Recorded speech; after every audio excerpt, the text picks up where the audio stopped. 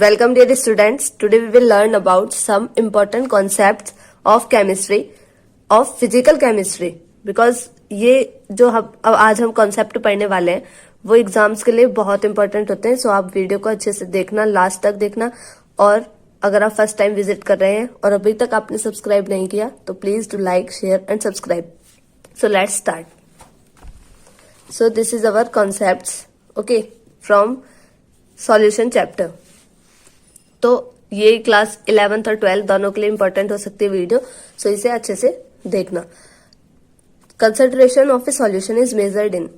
अब जो हम कंसंट्रेशन निकालते हैं सॉल्यूशन का वो किस किस में मेजर किया जाता है? मास percent, molarity, molality, mole fraction और नॉर्मेलिटी. ओके, सो आज हम इन सबके बारे में पढ़ेंगे इसी सिंगल वीडियो में. तो आप अच्छे से प्रिपेयर करना इन्हें और एक नोटबुक लेकर रखना अपने पास ताकि आप इन कॉन्सेप्ट को अपनी नोटबुक में कॉपी कर सकें. ओके, सो अब क्या है? अब है हमारे पास मास परसेंट. ओके, सो मास परसेंट में क्या होता है?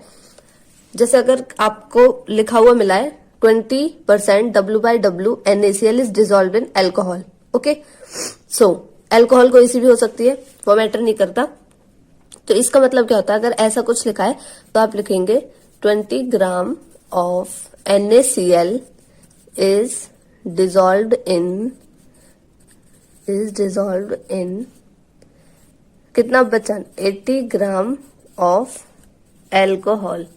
ओके, मतलब कोई भी सॉल्यूशन या कोई भी चीज होगी वो 100 होगी, 100% होगी, ठीक है, या फिर 100 ग्राम होगी.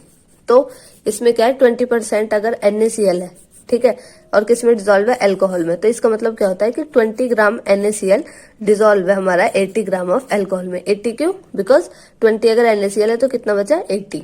ओके, अब अगर लिखा है 20% ग्लूकोज सॉल्यूशन तो इसका मतलब क्या है? इसका मतलब यह है कि water is a universal solvent. मतलब अगर कहीं भी सॉल्वेंट नहीं दे रखा, ये क्या है? ग्लूकोज क्या है? सॉल्यूट.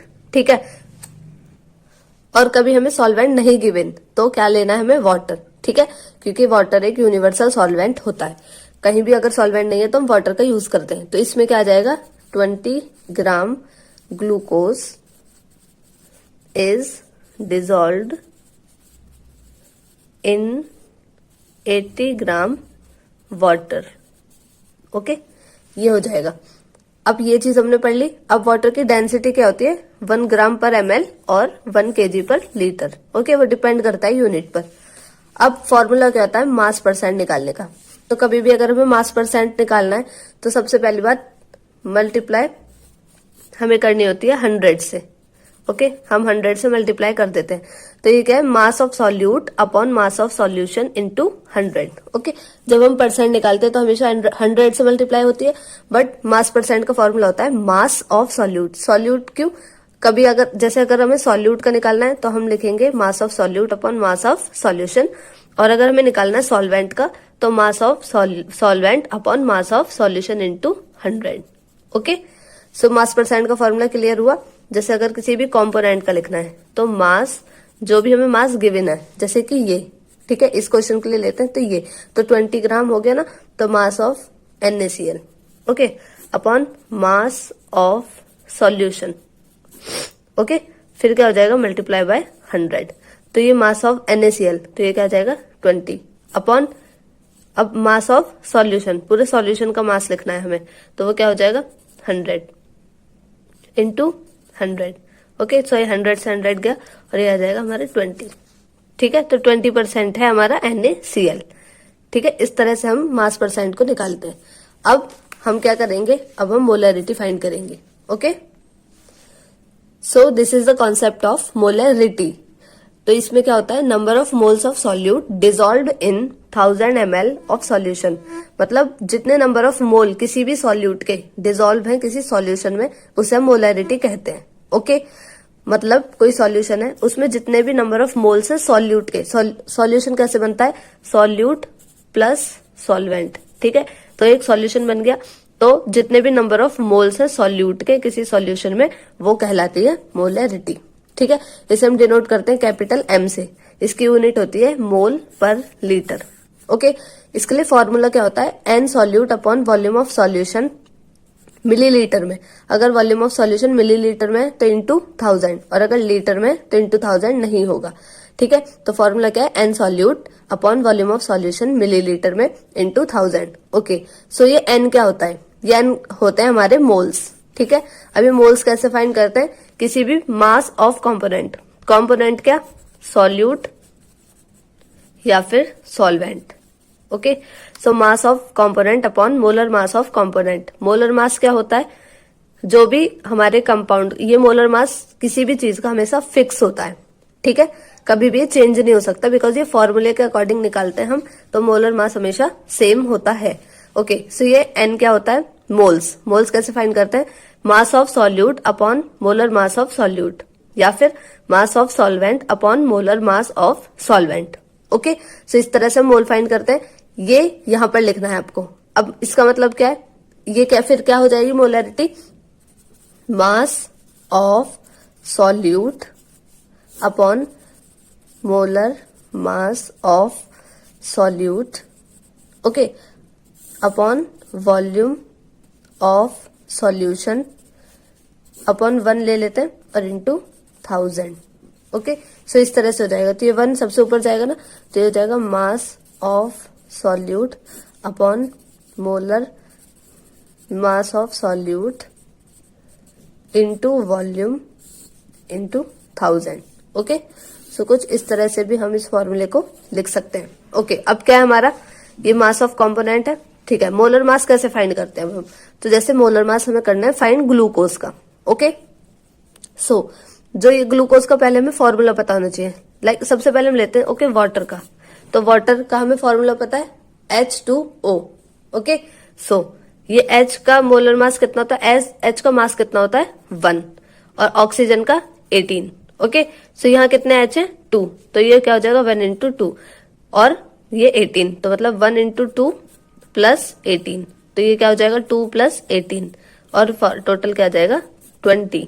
तो मतलब वाटर का जो हमारा मास होता है वो कितना होता है 20। ओके, तो हम पहले निकाल के देखते हैं, पहले H2O का, पहले सिंपल से स्टार्ट करते हैं। तो H का मास कितना होता है 1। ओके, ये हमेशा फिक्स होता है, और O का कितना होता है 16, तो ये 1 कितने 2, तो 1 इंटू 2, मतलब हाइड्रोजन कितने 2, तो 1 इंटू 2 प्लस 16। ओके, सो ये क्या आ गया 2 प्लस 16 मतलब कि 18। तो वाटर का मास कितना होता है, मोलर मास 18। अब हम निकालेंगे ग्लूकोज का, तो मतलब जितने भी कंपाउंड्स हैं, ठीक है, उनका मास इनटू वो जितने भी नंबर में है, ठीक है, और उन सबको ऐड करना है।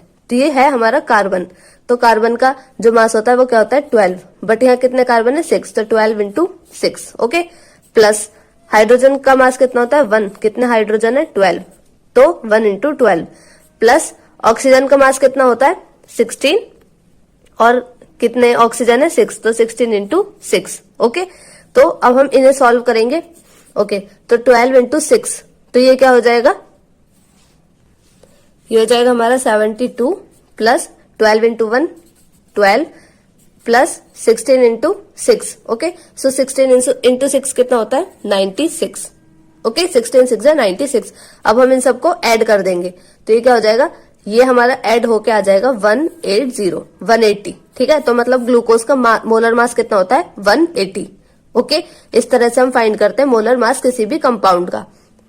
अब आप एक बार मोलर मास फाइंड करके देखना आप CO2 का। ओके, और क्या करना है आपको, शुगर का, शुगर और CO2 का मोलर मास फाइंड करके देखना। अगर आपको कोई प्रॉब्लम आती है तो आप कमेंट में बता सकते हैं। तो ये होता है हमारा मोलैरिटी। ठीक है, मतलब नंबर ऑफ मोल्स सॉल्यूट के डिसॉल्व होते हैं जो 1000 ml ऑफ वाटर में, उसे हम मोलैरिटी कहते हैं। इसकी यूनिट होती है मोल पर litre, symbol capital M, formula N solute upon volume of solution into 1000। Okay, फिर ये N क्या होता है मोल्स, मोल्स का फॉर्मूला है मास ऑफ कंपोनेंट, कंपोनेंट क्या होता है या तो सॉल्यूट या तो सॉल्वेंट। ओके, अपॉन मोलर मास, मोलर मास कैसे फाइंड करते हैं वो मैंने आपको बता दिया। अब आप सिंपली अगर मोलैरिटी का फॉर्मूला लिखना चाहते हैं तो आप लिख सकते हैं mass of solute into 1000 upon molar mass of solute into volume. Okay, so ये था हमारा कॉन्सेप्ट मोलैरिटी का। अब हम पढ़ेंगे मोलैलिटी। ओके, सो ये हमारा मोलैलिटी। अब हम पढ़ेंगे molality. Okay, it is defined as number of moles of solute dissolved in 1000 gram of solvent और 1 kg of solvent. Okay, so ये मोलैलिटी क्या होता है, ये इसे हम डिफाइन करते हैं नंबर ऑफ मोल्स। मोल्स हमने फाइंड करने सीख लिए, तो number of moles of solute जो डिजोल्व है 1000 ग्राम ऑफ सॉल्वेंट में। अब ये सॉल्यूशन नहीं है, ये है सॉल्वेंट, मतलब 1000 ग्राम सॉल्वेंट में number of moles of solute कितने प्रेजेंट हैं, ठीक है, उसे हम क्या कहते हैं, मोलैलिटी। मोलैलिटी क्या था, वो सॉल्यूशन में था, बट ये number of moles of solute किसी सॉल्यूशन में, बट मोलैलिटी में क्या है, किसी सॉल्वेंट में। ओके, इसका सिंबल होता है स्मॉल m। फॉर्मूला क्या होता है इसका, n सॉल्यूट, ठीक है, ये n फाइंड करना हमने सीख लिया, n solute upon mass of solvent into 1000। वहां मास ऑफ सॉल्यूशन था और यहाँ सॉल्वेंट, बस इतना अंतर है इसमें। ओके, अब है यूनिट। यूनिट क्या होती है इसकी, मोल पर केजी, ठीक है, यह मास है, ठीक है, ये क्या था, मास, ये है मास ऑफ सॉल्वेंट, और अब ऊपर है हमारा n solute into 1000। Okay, so इस तरह से हम मोलैलिटी फाइंड करते हैं, मोलैलिटी, ठीक है। आप ये याद रखना, मोलैलिटी और मोलैलिटी में एक डिफरेंस होता है कि यहाँ ये जो होता है यहाँ पर, यहाँ मोलैलिटी में मास ऑफ सॉल्वेंट होता है, बट और मोलैलिटी में क्या होता है, वॉल्यूम ऑफ सॉल्यूशन। ओके, सो आप अगर इस डिफरेंस को याद रखेंगे तो आपको मोलैलिटी और मोलैलिटी का कॉन्सेप्ट कभी भी खराब नहीं होगा, हमेशा आपको ये याद रहेगा। ओके, अब हम पढ़ेंगे मोल फ्रैक्शन, ठीक है। तो मोल फ्रैक्शन, सबसे पहली बात सिंबल होता है उसका x, ठीक है, और इसकी कोई भी यूनिट नहीं होती।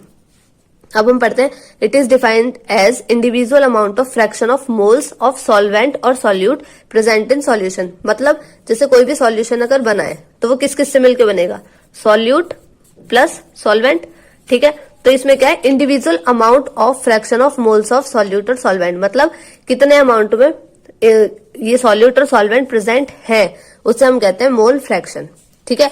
ये हमेशा 0 से बड़ा होता है और 1 से छोटा होता है। ओके, हमेशा ये 0 से बड़ा होगा और 1 से छोटा होगा, क्योंकि कोई भी चीज क्या होती है, 1, ठीक है। अब उसमें सॉल्यूट और सॉल्वेंट प्रेजेंट है, जरूरी नहीं है कि वो 50-50% हो, इसीलिए ये कभी भी 1 तो होगा नहीं, 1 से हमेशा छोटा होगा। बट अगर कोई चीज है तो वो 0 कभी नहीं हो सकती, इसलिए वो 0 से बड़ा होता है।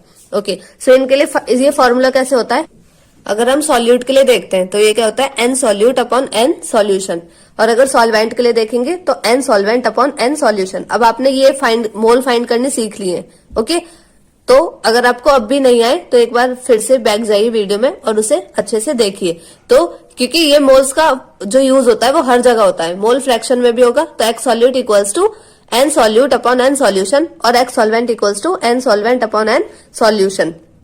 ओके, अब ये n सॉल्यूशन कैसे फाइंड होगा, तो ये n सॉल्यूशन होता है, ये n सॉल्यूशन क्या होता है, n solvent plus n solute. Okay, ये होता है हमारा n सॉल्यूशन, ठीक है, n solvent plus n solute. अब जैसे आप n सॉल्यूट लिखेंगे वो यहां लिख दीजिए और n सॉल्वेंट यहां, ठीक है, फिर ऐड करके n सॉल्यूशन आ जाएगा। अब ये जो x solute plus x solvent हमेशा 1 होता है। जैसे अगर आपको किसी क्वेश्चन में इन दोनों को फाइंड करना है तो आप एक को फाइंड कीजिए, फिर दूसरे को कैसे फाइंड करना है, 1 माइनस x सॉल्वेंट या फिर 1 माइनस x सॉल्यूट, ठीक है। तो ये हमारा पूरा कॉन्सेप्ट मोल फ्रैक्शन का। अब हम पढ़ेंगे नॉर्मेलिटी। नॉर्मेलिटी क्या होता है, it is defined as number of gram equivalents of solute dissolve in 1 litre of solution. मतलब नॉर्मेलिटी क्या होता है, जितने भी ग्राम इक्विवेलेंट होते हैं सॉल्यूट के, ठीक है, वो डिजोल्व होते हैं 1 लीटर ऑफ सॉल्यूशन में, ठीक है। मतलब जितने भी number of gram equivalent solute के डिजोल्व है 1 लीटर ऑफ सॉल्यूशन में, उसे हम कहते हैं नॉर्मेलिटी। इसका सिंबल होता है कैपिटल N, ठीक है। इसके लिए फॉर्मूला क्या होता है, n solute into valency into 1000 upon volume of solution. अभी वैलेंसी किसकी है, जो हमारा सॉल्यूट है उसकी। Okay, so n equals to n solute plus valency upon volume of solution. Volume of solution जो भी है n सॉल्यूट और सॉल्यूट की वैलेंसी इंटू 1000। ओके, सो ये होता है हमारा नॉर्मेलिटी। आई होप आपको ये पूरी वीडियो में जो जो कॉन्सेप्ट हमने पढ़े वो समझ आए होंगे। Please do like, share and subscribe. Thank you, have a nice day.